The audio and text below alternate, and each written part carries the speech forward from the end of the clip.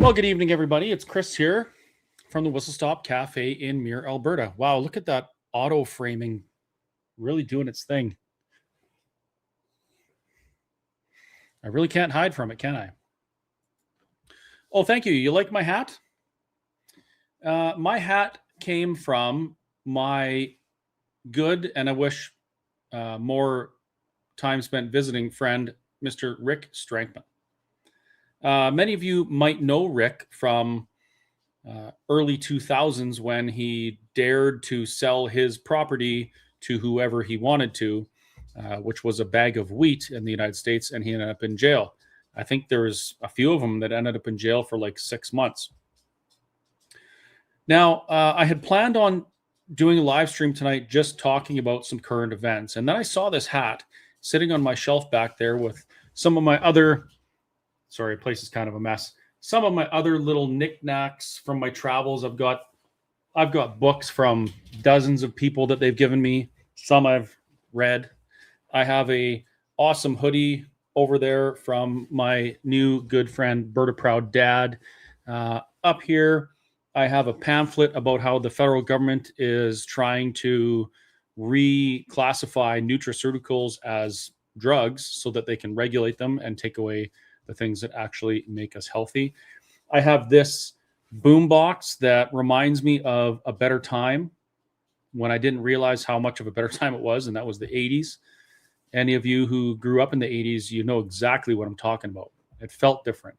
And I never realized how good it actually was until recently, when I just think back to when I was in specific places at specific times doing specific things, chewing the bubble gum out of a pack of O-Pee-Chee hockey cards while I was skateboarding down the street in Kamloops, BC, going down to the river fishing.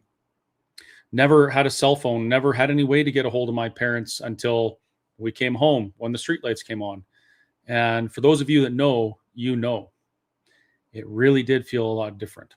I've been feeling quite nostalgic lately, which is why I have on my computer desk an original, hold on, let me get this out, Nintendo Entertainment System. In a world of AI and VR and whatever the other things people have, the old 8-bit Nintendo makes me feel fantastic just because it reminds me of that time. And no, I don't really have time to play it, but I certainly do like playing it. Anyway, I kind of got off track showing you some of the things that are in my makeshift podcast studio for really no reason in particular, other than I felt like telling you. Oh, that book up there, Catherine Austin Fitts, great book. Where's the other one? This one right here actually has all the answers to pretty much every question you could ever ask in your lifetime. And if you actually go ahead and apply the things that are in that book to your life will only get better. That book is actually called the Bible. I would encourage you to check it out one of these days. So, my cats are knocking the plants over. The reason I wanted to mention Rick Strankman and this hat, Farmers for Freedom, is because at one point or another, people have a choice to make. They can either do what they know is the right thing to do, and they can probably suffer some consequences for it if it's against the status quo, or they can engage in stupidity. And even though they know something is wrong, they won't say anything about it. Even though they know that something is right, they won't act on it. That's stupidity. Bonhoeffer wrote about that quite eloquently. And if you haven't seen the movie Bonhoeffer, watch it. It's about a man going through the period of the Nazi regime in Germany, and he's a Christian, a church-going fella, and he watched as the Nazis, on behalf of Mr. Hitler, did things like even change the Bible to reflect what the Nazis wanted. So in the Nazi Bible, Jesus was an Aryan, and part of the mandate of Christians was to cleanse the world and all sorts of crazy things like that.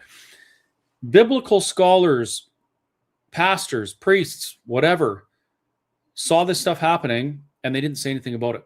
They went along with it. And it wasn't because they weren't intelligent. A lot of these people are university educated, theologians, that type of thing.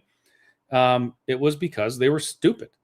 They went along with the status quo and didn't do what they knew was the right thing to do, period. Bonhoeffer did. He did speak up against that. He tried to overthrow the Nazi regime, and he spoke out about the way the church was being usurped by evil.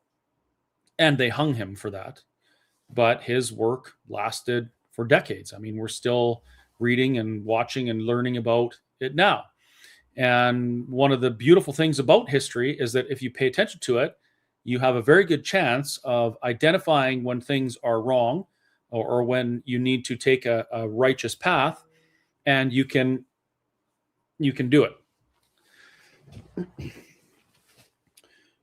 In 2020, the government collectively, like a pack of rabid dogs, did things to good grief, did things to us that we knew were wrong, that they knew were wrong. The people doing those things to us knew it was wrong. Why do I know that? Because since that time, I've become friends with a number of people who were politicians at the time, or maybe still are. And you know what the common denominator has always been in the conversations? Oh, I knew what was going on was wrong, but I just couldn't do anything about it. I couldn't say anything about it. Said a whole bunch of people that actually could have done something about it had they actually stood up and tried. But that's not the point. What kind of is the point? In that time, a absolutely fantastic human being named Adam Skelly in Etobicoke, Ontario, just outside of Toronto, or I guess it's maybe part of Toronto now. He had a barbecue joint, made the best brisket in the world, ribs, all sorts of smoked things like that. And he knew that what the government was doing was wrong, and he stood up against it. He took a righteous stand against what the government was doing, against the harms that were being done to people. And if you haven't heard that story or seen it yet, just Google Adam Skelly and get to know his story. They came down pretty hard on him. If you know my story with the Whistle Stop Cafe, it was similar, but Adam was way cooler because he had a welding shop beside his, like it was a strip mall kind of thing. He had a welding shop beside the restaurant, which was Adamson Barbecue. And he actually went into the welding shop because that was an essential service and they could go in there. And he busted through the wall into the restaurant so that he could open it up and serve people food. I wish I had done something like that. That's like the coolest thing I've ever heard. And it was what motivated me to take my stand. Adam knew what was going on was wrong. He spoke out against it and he paid a price for it. They arrested him. They fined him into oblivion. He was in court forever. He was persecuted by his friends and neighbors because of the stand he took in doing what he knew was right. And it really cost him a lot. He got a lot of public support for it as well. But in the end, he was left with his entire worldview shattered. And now he's got a beautiful family, little piece of property in Alberta where we're a little bit freer. And he's living the way God intended off the land and fairly sovereign. So anyway, Adam was in court over the last couple days. I think 2 days ago, he was in court again. But this time he was in court because he is challenging the constitutionality of what the Ontario government did to him and the people of Alberta. And guess what? His case didn't get dismissed. It wasn't thrown out. The judge actually said some things that were very promising. One of the things that really caught my eye, it was kind of along the same avenue as what happened here in Alberta with the Ingram case. Write that down, Ingram case, and read about it. Basically, the Ingram case that was litigated by my friends Jeffrey Rath and Leighton Gray ended up with the decision that said all of the mandates and restrictions in Alberta were illegal because the government didn't do it right. Anyway, in Ontario, I believe it was the CMOH, the Chief Medical Officer of Health, did something that should not have been done. She actually claimed Adam's restaurant as her own property, as the occupant, and trespassed him off his own property. He held the lease. It was his property. He had care and control of it, but she did that. One of the things that the judge said in the closing remarks, and there's no decision yet, there probably won't be a decision for a few months. One of the things the judge said was, there isn't anything in your legislative authority that allows you to take someone's property as your own and trespass them for it. So it's become clear after all this time that the government of Ontario did things that appear to be illegal, unlawful. And they got away with it. How many times? With how many people? And to what cost? So Adam's been standing his ground and he's been fighting this the entire time. You probably didn't realize that because nobody's talking about that anymore. Nobody is talking about, even my case, where we were exposing how the government and Alberta Health Services and the RCMP and other alphabet organizations were conspiring to try and get me.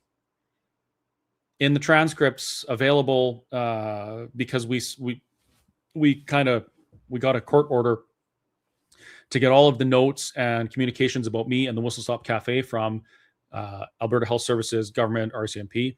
And in going through those, they were saying things like, I have to respond to a COVID case at Lacombe Sobeys. And then the respondent would say, oh, can't we just say that was at the Whistle Stop? And then we can really get this guy.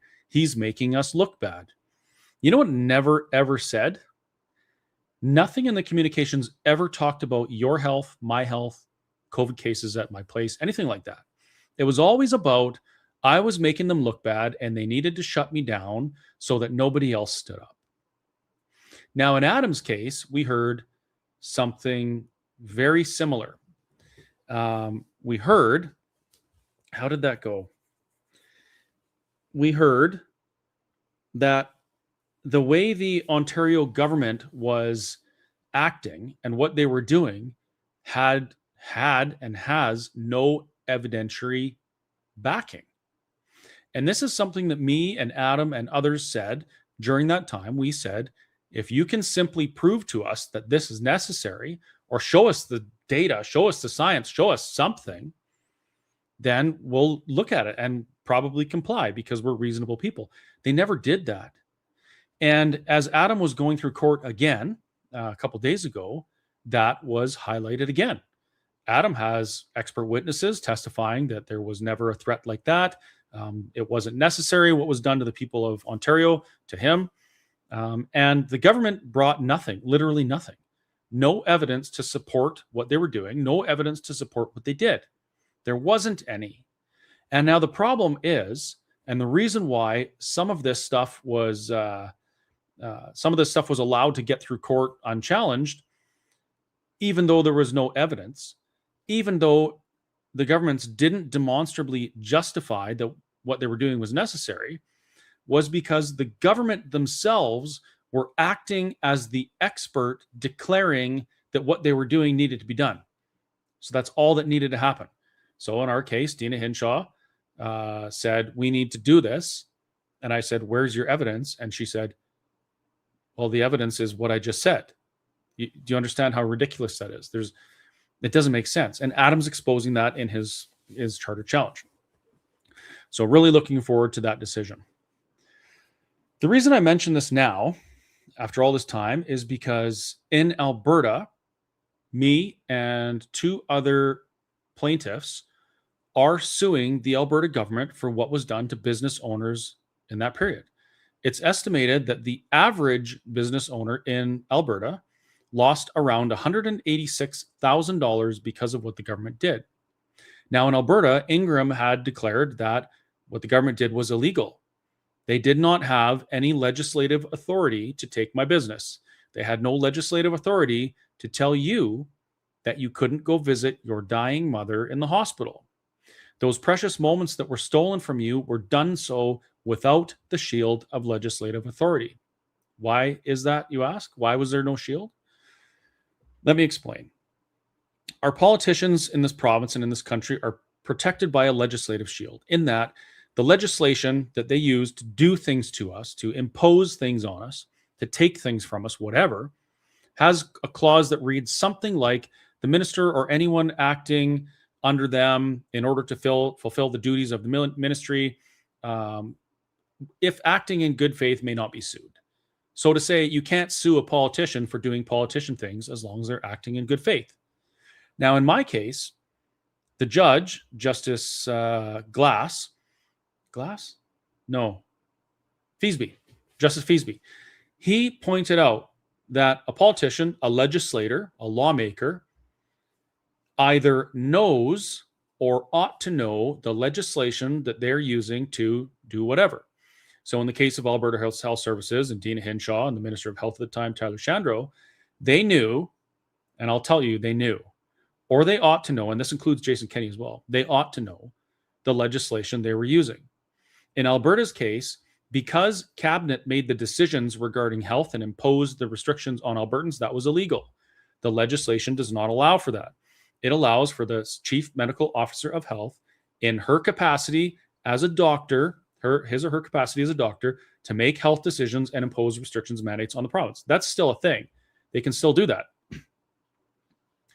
But they didn't do it right, which means they didn't have that legislative shield, which means they were acting in bad faith.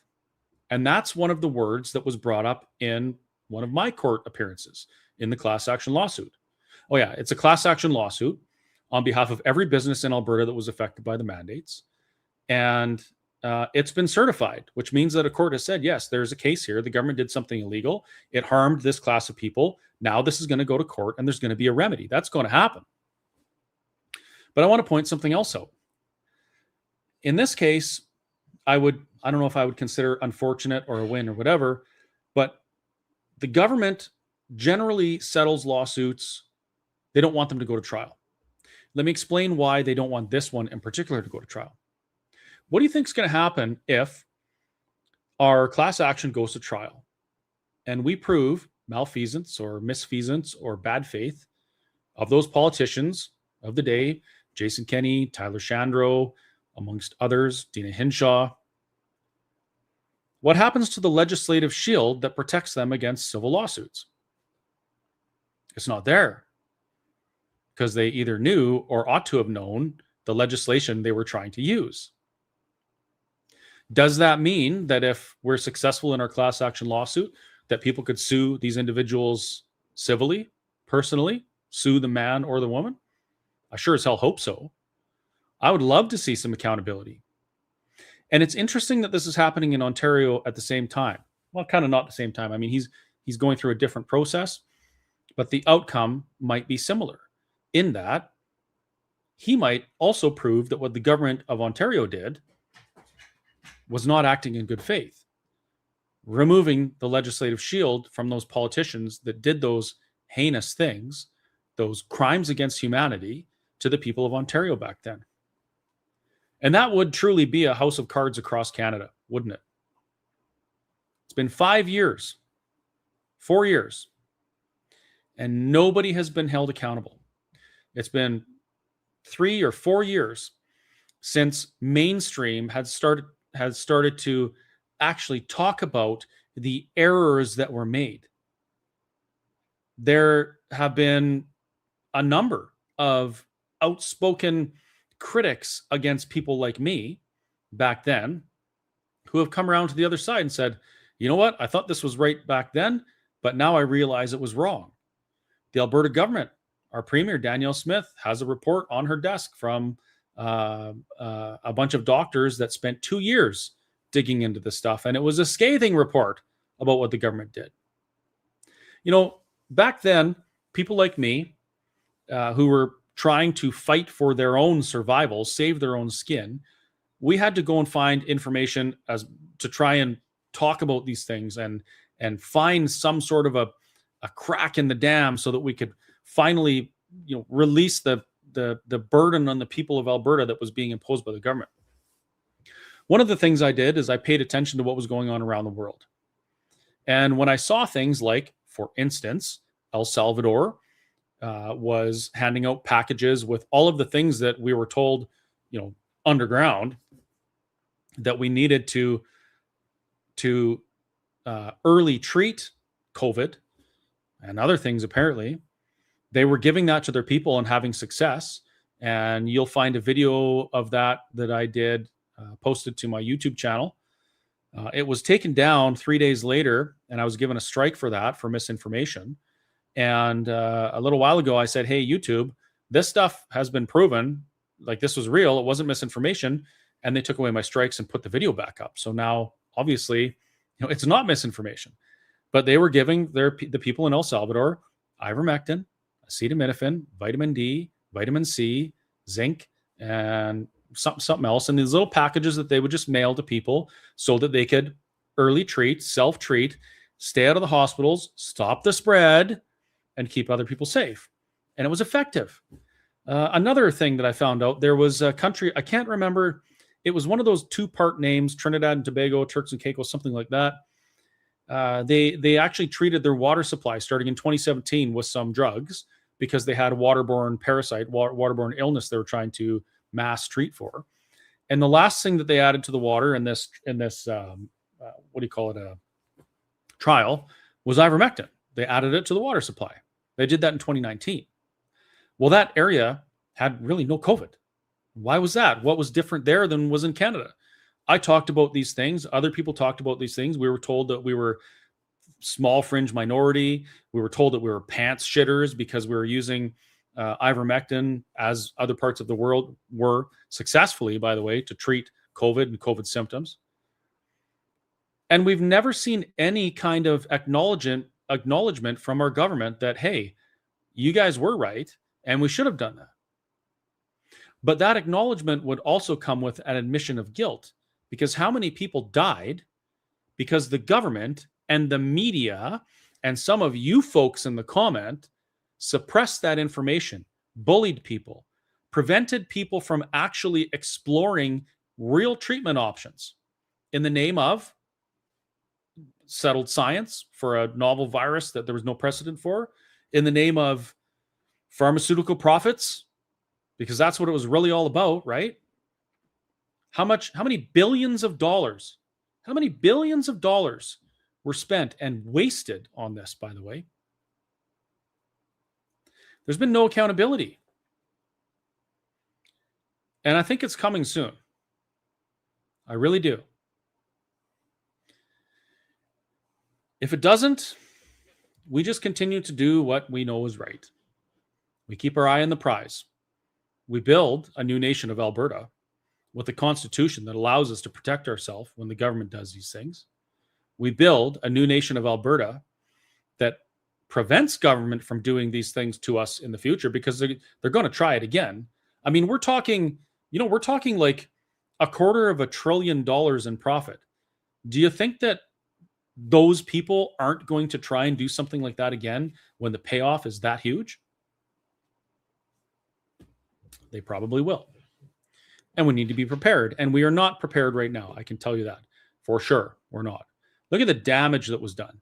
It's 4 years, 5 years, 6 years since they started imposing those restrictions on us.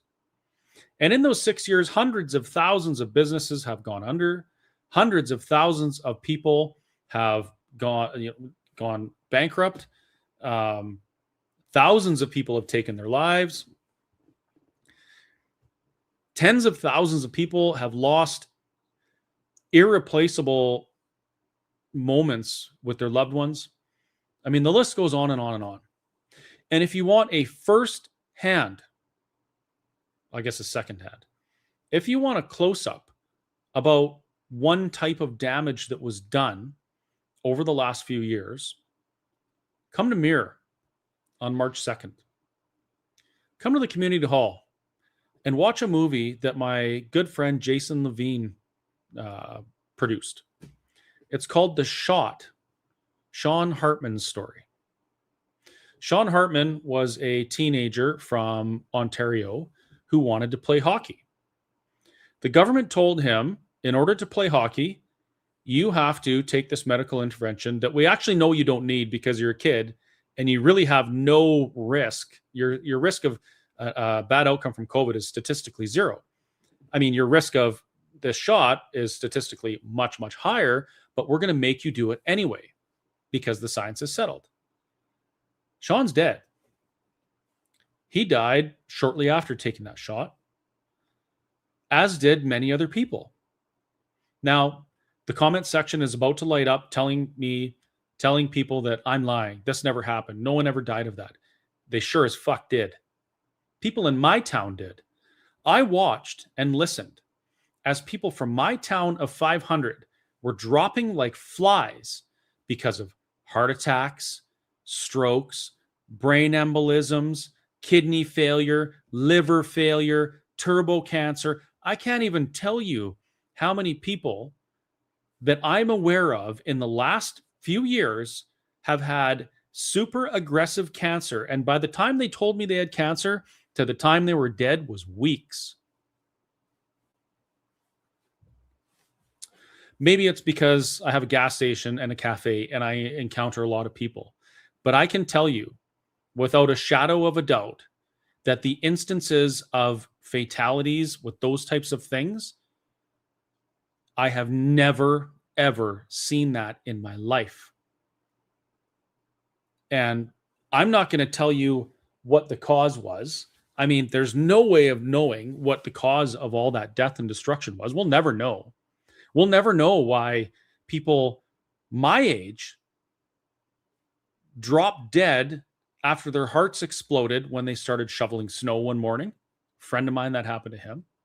We'll never know why people just 1 minute were laughing hysterically in a cafe and then keeled over dead because their heart blew up.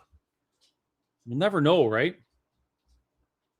If only we could put our finger on something that happened during that time that was different from before that we could explore and find out how to prevent it in the future. Wouldn't that be great? It's too bad that nobody knows except for that report that's on the Premier's desk. We know exactly what it was. There are still people with their heads planted firmly and far up their rectum as humanly possible, even though it's not humanly possible, but you can paint the picture in your own mind. Their heads are so far up their asses, they can't see what actually happened. Maybe they never will. But come to Mirror on March 2nd and watch that movie. Watch Sean's story. You know, there's been no justice for him yet. His father has been fighting ever since Sean passed away. Oh, they like to climb me like a scratching post, and it's lucky they're cute. Anyway, there's been no justice. Nothing. Carrie Sakamoto, half her face is paralyzed from the shot. No justice. I'm sure you know somebody who's had something happen and there's been no justice. Apparently Stumpy wants to talk. So come watch the movie and then say that it never happened. Then say that we're all just a bunch of conspiracy theorists. Meet the people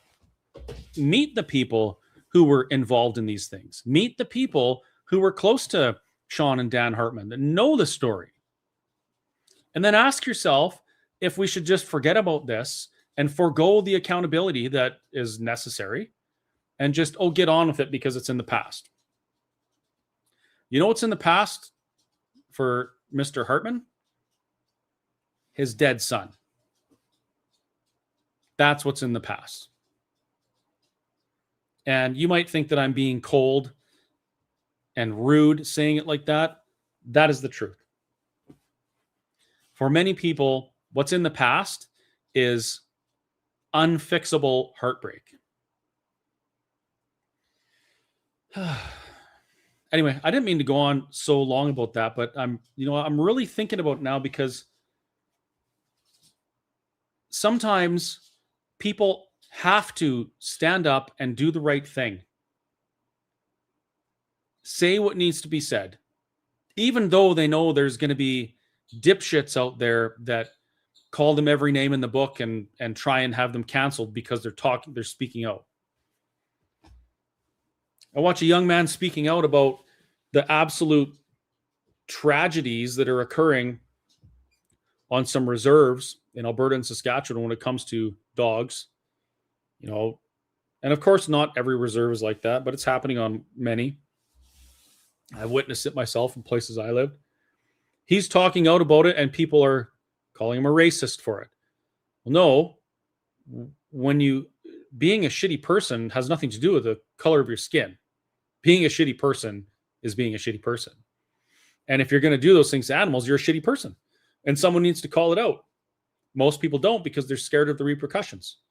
They're scared of being called something or added to a group or a class of people that are considered subhuman so that people can attack them. My friend Dallas Brody is a great example of this.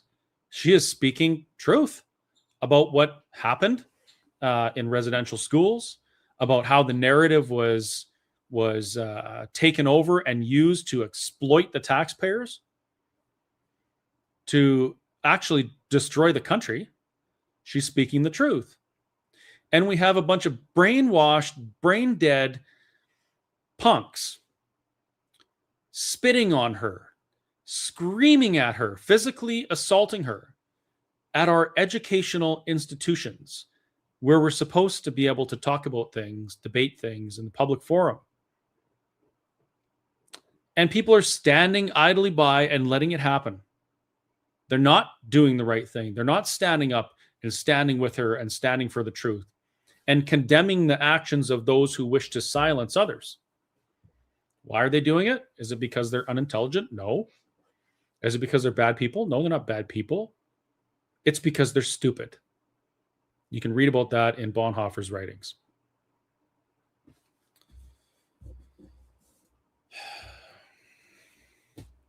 The stupidity of the human species knows no bounds. In the United States, they're doing difficult work trying to fix the wrongs that have occurred over the last decades. And people are so brain dead that they're actually sacrificing their lives to protect the evil and the wrongs that have been done in the past. And instead of celebrating the fact that, their government is trying to restore law and order to the benefit of the people of the country, they're actually trying to harm the heroes that are doing the work. That's how upside down and brain dead this world is.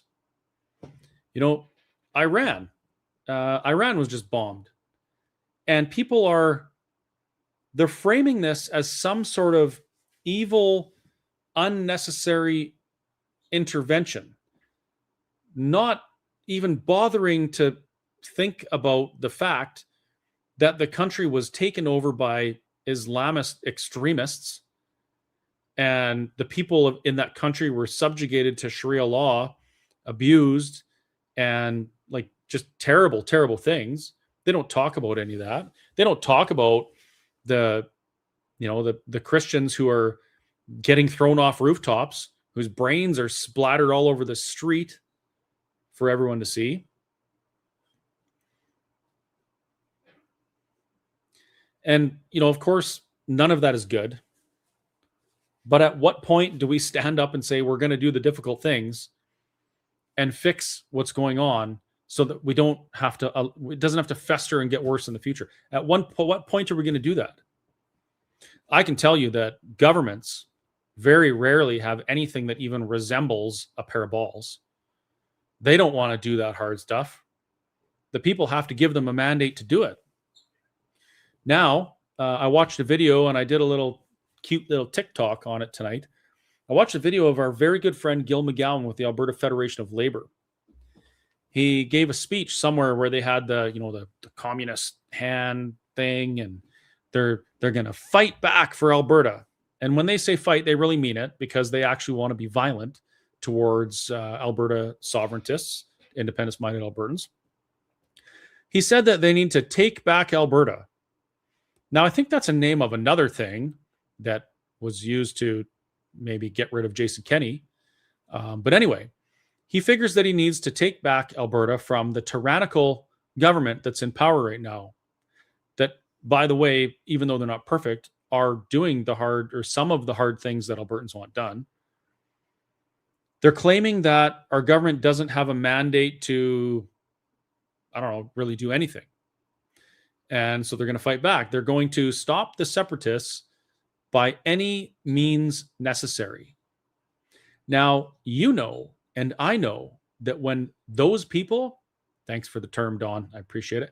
When those people talk about any means necessary, that includes your death.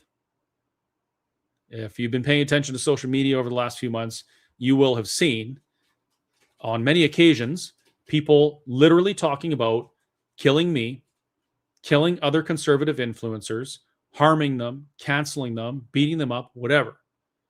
They literally want us dead. Why? Because we want to ask a question to the people of Alberta to determine if the will of Albertans is to stand as an independent nation. That's it. That's what I want. I want a referendum on Alberta independence. And they feel that they need to stop that by any means necessary. Now, what does that tell you? What does it tell you when somebody wants to cancel simply asking a question? That they're scared of what the answer is going to be? That the people asking the question don't deserve to ask the question? Or that the people who the question is asked of don't deserve to have their voice heard? Which one is it? If the will of Albertans, the major will of Albertans is to stand as an independent nation, who the fuck is Gil McGowan to shut down that conversation? He wants to silence your voice and your voice and your voice and my voice. They want to make it so it's illegal for us to have these conversations. It's a referendum. It's a question to the people. It's the most basic form of democracy possible. A binary question, yes or no. People of Alberta, do you want this or do you not want this? And some, like Gil, don't want it to be asked. Now, Gil, he is the president of the Alberta Federation of Labor, like a union that you can choose to be part of and support and give them your money.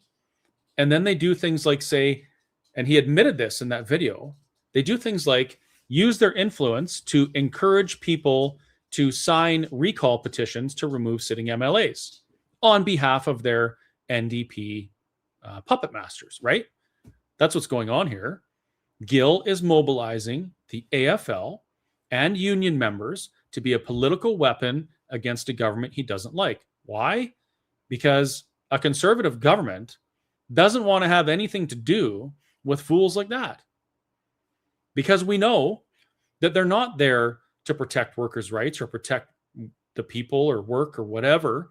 They're there as parasitic leeches to the value that union members create, that workers, that labor create. That's what they are. They're a parasite. They're not there to make your life better or anyone's life better. They're there to enrich themselves. And so this little club that we see is working full time, as hard as they can right now, to fight back and stop the separatists by any means necessary. Well, guess what? We're not going to stop. We're going to continue to talk to Albertans. We have, I think we got like 230 events scheduled now. 230 events from now until October. Having discussions with Albertans. Saying, hey, this is what we want to do. This is why we want to do it. This is how we want to do it. What do you think? What are your questions? What are your objections? And they want to shut that down. I do want to give props out to one of the Alberta Independence opponents. His name is Dr. Dwayne Bratt. He actually said, hey, listen, we don't want to shut these guys down. We don't want to dehumanize them or anything like that. We just want to talk. What's wrong with that? But these other folks, that's not what they want to do. I have a feeling that we're probably going to see some violence in the next while.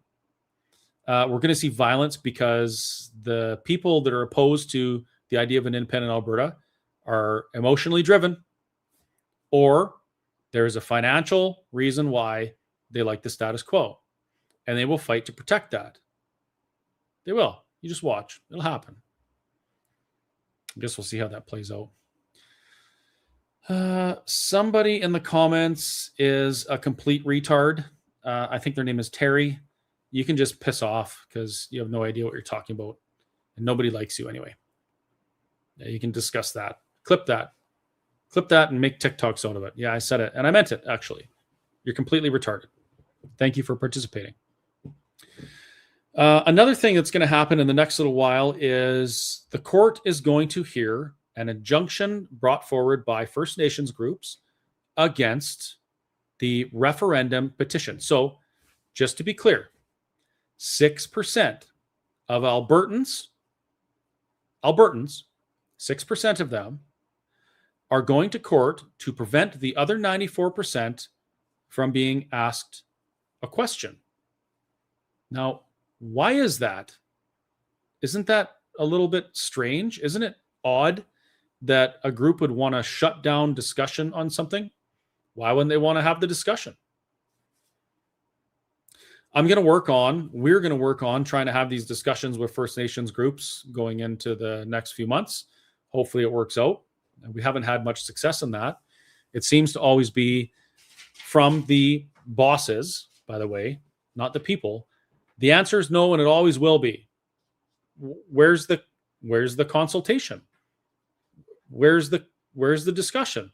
I thought we wanted to make things better. I did a video. I wish I had the paper. What did I do with it? I did a video last night giving some statistics on what life looks like for a First Nations person in Canada right now. And those statistics are absolutely, is terrifying.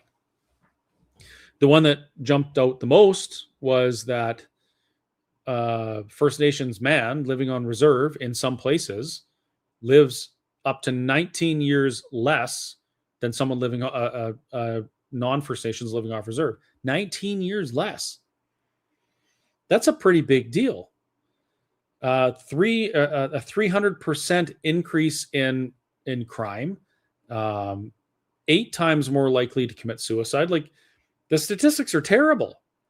And we have people that are fighting tooth and nail, using our courts to make sure that that stays the same. Why? Why would they be doing that? And why aren't more people speaking up? Are you scared of being called a racist? I don't give a shit what color your skin is. I don't care if you're from Northeast Asia or Africa or Europe. If that type of thing is going on, something needs to change. If people think it's normal and it's commonplace to be dragging dogs behind quads tied with power cords, if they think that's normal, that should be called out. And we should take steps to change it and fix it, right? Because those things are wrong. But too many people are worried about this. Can you see it? This here, the comment section. They're worried about what people are going to say. Oh, Chris called somebody a retard. Yeah, because they're retarded. Reed Salmon did a video a while ago. Fantastic video. He said, someone messaged or someone did a thing and they called me out for using the word retard. And they said, my brother has autism. You shouldn't use that word. And he's like, I didn't call your brother that. You just did. I thought that was great. But when I say that, I mean it. It's like, you're behind. You're way behind. Nothing to do with if you have a disability or something. It's like, you're really behind in the conversation. And you're allowing something to influence your critical thinking skills and your cognitive capacity to the point where you're unable to see the forest for the trees. That is retardation. Sorry. Clip that and make a TikTok of it too. Probably never going to be in politics anyway, so whatever. And I own what I say. But people are so scared of the consequences of doing the right thing that they just don't do it. And they expect someone else to do it. And look where it's got us. Look where it's got us. It's got us to a place where people actually fight and try and sometimes successfully make laws that allow men, grown men, wearing dresses to go in a change room with your daughter. That's called suicidal empathy. We've gotten to a place where our lawmakers create legislation and policy that allows people to come here from shithole countries, bring their shitty ideas to our country, and try and impose those ideas on our country, get legislation just like their home country so that it can be turned into the shithole that they left. And people fight for that. And they say, oh, if you don't allow that, you're a racist. Well, that is called suicidal empathy. They're so empathetic for that person that they're willing to sacrifice their very lives for that.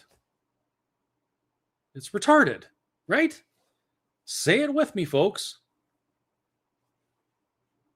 Oh, yeah, I can hear it. We got to stop doing that. We got to stop being scared of the consequence of saying what we believe, saying what we know, doing what we know is right. Until that happens, there will be no political change that's going to fix anything. I've said this before, and I'll say it again. The solution we're looking for, it's very unlikely that it's political. Why? Because the politicians do what the people want. That's how they get elected. They go like this. They see which way the wind is blowing, and they go that way. So if they believe that people want men in girls' change rooms, they will pass laws for that. If they don't believe that, then they'll pass different laws. We've been very good as Albertans with making our voices heard lately in government, and government has done some things that no other governments in Canada would have the balls to do. Why? Because we gave them a mandate to do it. Now, this brings me to something very important. That injunction that has been brought against the referendum petition, the question asking if Albertans can be asked a question, it could be successful. The court could say, no, Albertans, you cannot ask a question about your future because racism. They could do that. The court could say, you got to stop collecting signatures. That means two things. The first thing is every single one of you watching better get off your asses and start having conversations and get the signatures now. Not next month, not middle of April, now. Get out there, get your signatures. If you haven't signed yet and you want democracy to be fulfilled and the question be asked to the people of Alberta, get it done. The second thing, if a court says you can no longer collect signatures, I will immediately do another podcast and I will say, I am going to continue collecting signatures because I am not going to allow 6% of the population or even a court to undermine and override 94% of the rest of the population. Democracy will rule. Whether we have to collect those signatures with the blessing of the courts and government or without, I won't stop. I'm going to collect signatures until that May date or whatever. What we do with them after, I don't know, but I'm not going to stop. So I guess we'll see how that goes. Anyway, it's 10:22, which means that I'm supposed to be in bed pretty quick. Thanks for putting up with my rant tonight. I've had a lot of stuff on my mind. I haven't been able to do as much live streaming and podcasting as I wanted to do, and I'm hoping I can soon. But man, I'm telling you, there's a couple things that are interfering. One, I'm just not the best at managing my time. And two, we're so freaking busy. So busy. I announced that 200 events in 186 days. And I'll tell you right now, there's about a dozen people immediately stepped up. What can we do? How can we help? And they started moving towards that goal. Since then, we've probably got another 8, so probably 20 people on the team that are doing this. You're going to have a very big surprise next week. Some liberal heads are going to explode for sure. Sorry about that. You're going to see something that either makes you chuckle or makes you scream, depending on whether or not you like me. The website is up. The planning's being done. The pierogies are purchased. The sausage is on its way. That's what she said. Sorry, couldn't help myself. And we're going to have a lot of fun talking to Albertans all summer, all spring, all summer, and right into the fall. We have some awesome things planned. I'm working on some more fun stuff. We want to do a couple events where we have these discussions as Albertans, but we also listen to some live music, maybe have a beer or two, maybe not more than that, because you don't want to mix beer and politics. Trust me, bad idea. But we're going to have some fun. And we're just going to keep doing what we know is right, pursuing the path, eye on the prize, no matter what anybody says. No matter how many people call you, what is it? What's the thing? What do they call us? Traitors or terrorists or small fringe minority or pants shitters. You know, a lot of those pants shitters, by the way, they're alive because they didn't care what other people thought. But it's going to be a good time. Yeah, I think that's it. Talk to you later. Do you want the Stumpy outro video? Do you guys like that? What do you think of the Stumpy outro? Yeah, yes, no. Put in the comments. I need to see. Oh, speaking of comments, someone said I haven't answered questions from the last live. I'll work on that. I'll have a look. I'll have a look tonight and see what I can do. There was something else.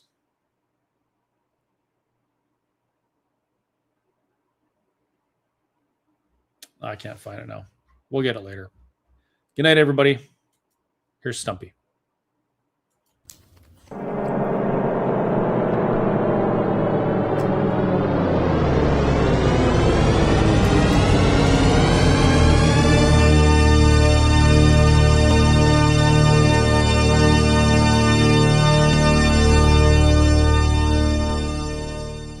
Meow.